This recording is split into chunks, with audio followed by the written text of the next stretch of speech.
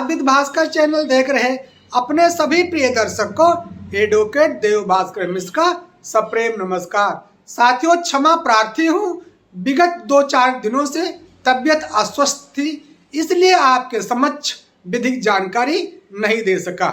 दोस्तों, भारतीय नागरिक सुरक्षा संहिता में 144 धारा की व्याख्या मिलती है, जहां पर यह कहा गया है कि पीड़ित पत्नी, बच्चे, माता पिता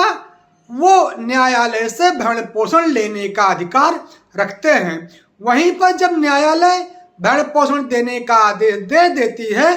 कि एक्स व्यक्ति को 5,000 रुपया दिया जाए, तो वहीं पर उस भरण पोषण की धनराशि को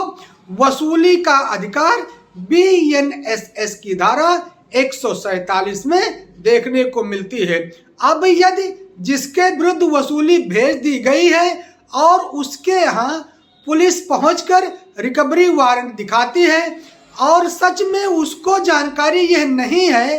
कि यह वसूली वारंट मेरे ऊपर क्यों आ गया है, सब कुछ तो ठीक है, मेरी पत्नी मायके गई हुई है, लेकिन ये क्या कर दिया है, मेरे पिताजी भी स्वस्थ हैं, लेकिन हो सकता है मुझसे कहीं दुखित होकर मुझसे कुछ भरण पोषण राशि मांग रहे हों और इसलिए न्यायालय में जाकर उन्होंने भरण पोषण की मांग कर लिया है। तो इसकी क्या जरूरत है, हम पत्नी को भी भरण पोषण देने में समर्थ हैं और पिता, बच्चे, ये सब तो हमारे है ही हैं, इनको भरण पोषण देने में मुझे क्या गरज है। लेकिन अब चूंकि मामला पत्नी या जो भी पीड़ित पक्ष है वो न्यायालय में पहुंचा ही दिया है,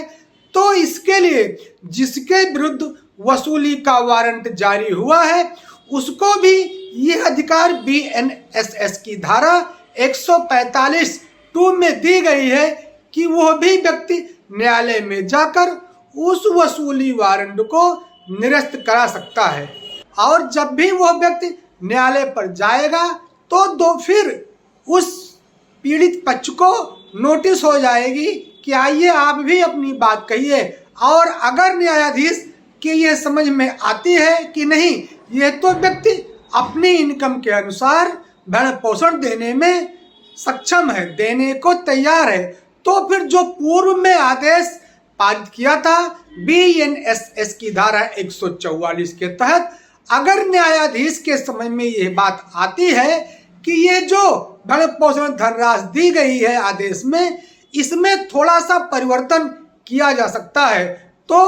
BNSS की धारा 146 के अंतर्गत उस भरण पोषण की धनराशि को न्यायालय परिवर्तन करने का अधिकार भी रखती है। तो आज की यह जानकारी,